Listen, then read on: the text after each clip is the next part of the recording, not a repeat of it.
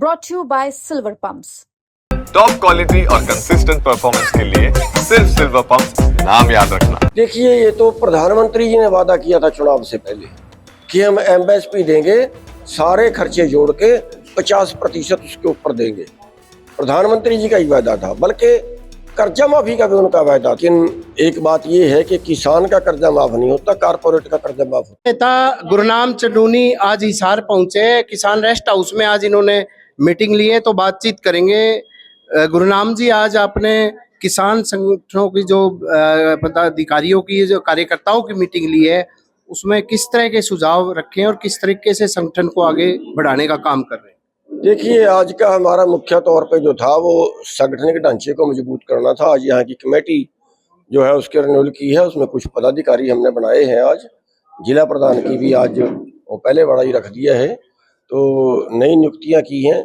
और उसके बाद जो ब्लॉक हैं, उन सभी ब्लॉकों के अंदर एक एक मीटिंग हम करके उन ब्लॉकों की भी कमेटियां नई गठित करेंगे।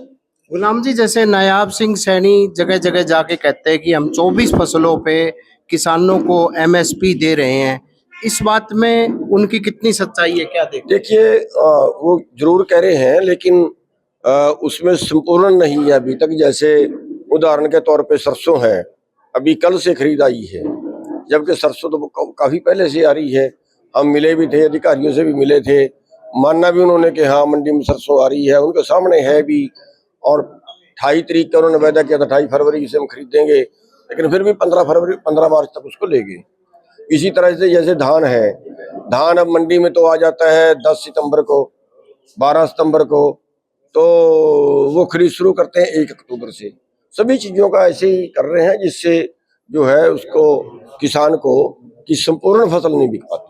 जो एमएसपी कानून की गारंटी का जो बड़ा मुद्दा आपका लगातार चल रहा है, पूरे देश भर में संघर्ष चल रहा है, उसको लेकर क्या लगता है, क्या सिरे चढ़ पाएगा?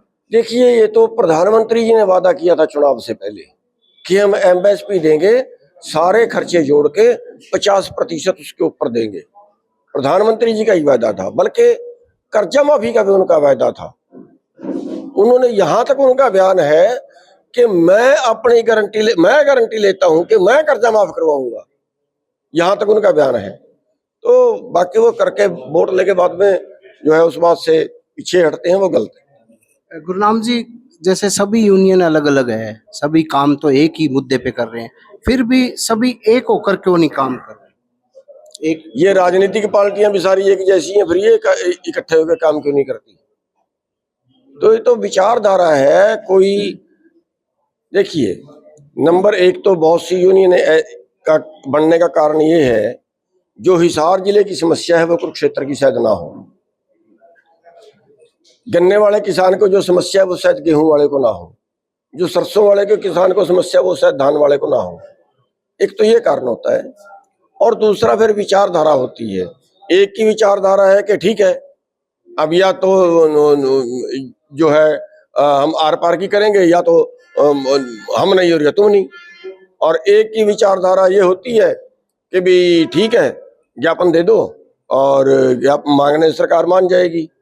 या कोई कई की विचारधारा ये है, ठीक है संकेतिक कर दो। तो ये विचारधारा अलग अलग है, लेकिन मुद्दे सबके एक है, निशाना सबका एक है, और वक्त पड़े पे हम इकट्ठे हो भी जाते हैं। जो अभी ओलावृष्टि और जो फसलों का नुकसान हुआ है, क्या मांग करते हैं? और इससे पहले अगर कर्जे की बात है, कितना कर्जा पेंडिंग है सरकार?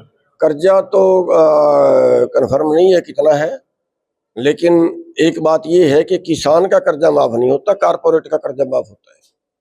और जितना देश के किसानों पे एग्रीकल्चर लोन है, उससे 2 गुना करीब कारपोरेट का बीजेपी सरकार माफ कर चुकी है, आने बहाने से कह लो। और उन लोगों का किया है जो पहले से अरबपति खरबपति है। तो दूसरा जो है, सरकार पूंजीपतियों की ही ज्यादा बात कर रही है और आम किसान की नहीं कर रही है, और कर्जा जो है वो उसमें किसान सुसाइड कर रहा है। जो ओलावृष्टि का जो है, उसमें हमने सरकार को लेटर भी लिखा था, रिक्वेस्ट भी भेजी थी, वीडियो भी डाली थी। उसके बाद उन्होंने उसका ऑर्डर भी कर दिया था, पोर्टल खोल दिया था। लेकिन उसके बाद और बारिश हो गई है और भी ओलावृष्टि हुई है, इसलिए हम आपके माध्यम से सरकार से मांग करते हैं कि दोबारा से उसकी जिसकी दोबारा से नुकसान हुआ है उन दोबारा वालों का भी जो है उसका आंकलन करके सबको कम से कम 50,000 रुपये एकड़ कीमत मान के जिस हिसाब से भी जितने परसेंट भी नुकसान हुआ है उस हिसाब से दिया जाए।